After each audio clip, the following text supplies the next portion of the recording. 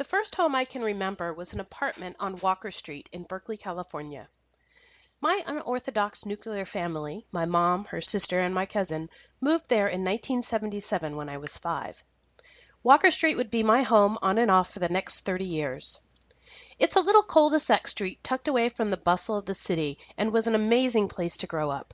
The neighbors lived as a community.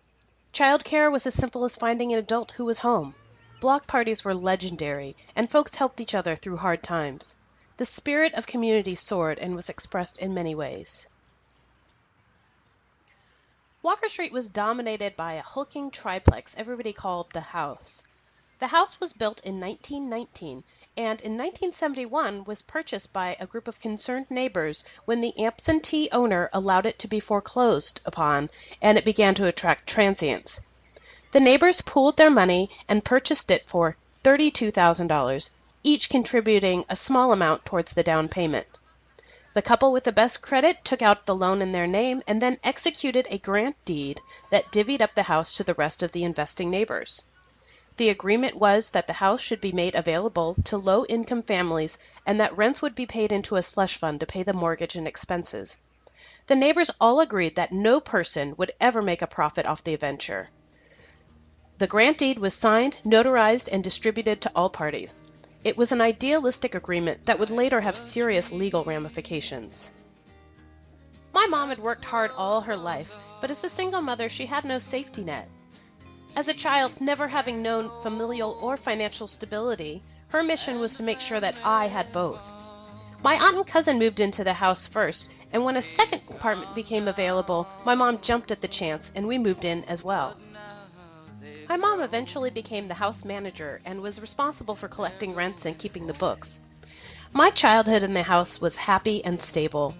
Because of the house and the wonderful community of neighbors, my family was able to enjoy safe and affordable housing in a city that was quickly becoming a very expensive place to live. I eventually moved out and my mom stayed behind, enjoying living alone for the first time in her life. The mortgage was paid off in 1996 and she attempted to get a loan for some much-needed home improvements, but was denied because the deed listed too many parties. My mom was never listed on the original grant deed, but during this period, a number of parties quitclaimed their shares to her, hoping to rid themselves of liability.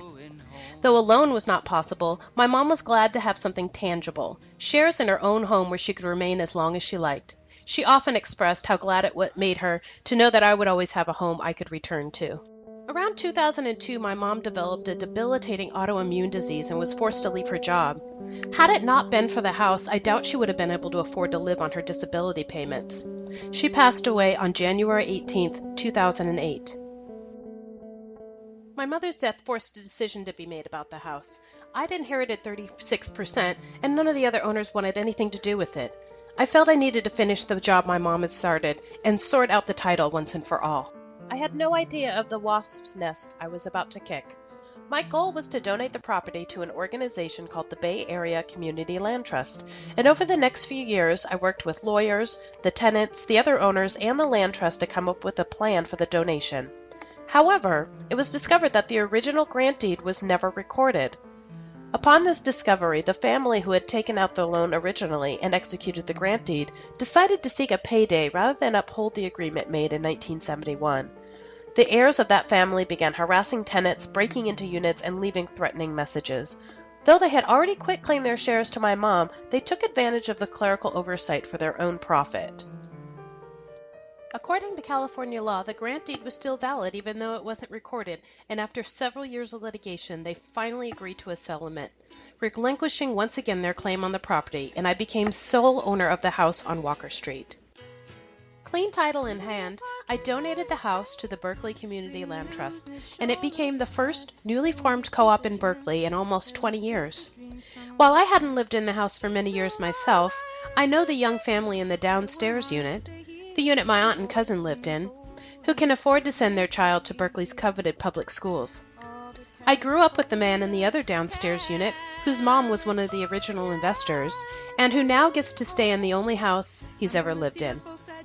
And my mother's close friend, a nurse, gets to retire at 65 to help raise her grandchildren. Over the years, the house has provided shelter, security, and community to my family. How wonderful it is to know that it will continue to do so for generations of other families to come. Very well, he gave me back my smile, but he kept my camera in a cell. Oh, the rogue, the red rogue. He cooked good omelets and stews, and I might have stayed on with him there, but my heart cried out for you.